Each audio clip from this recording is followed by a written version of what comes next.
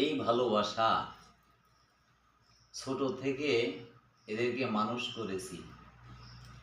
এরা যে আসলে জংলার পাখি ওদের মনে হয় না।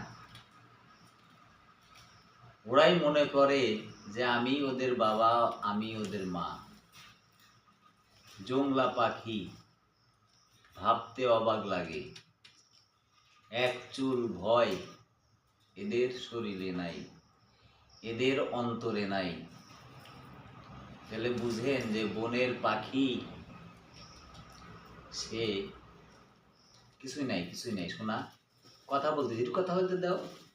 তাহলে বোঝেন ভালোবাসা কয় প্রকার। আপনাদের কাছেই বিচার দিলাম।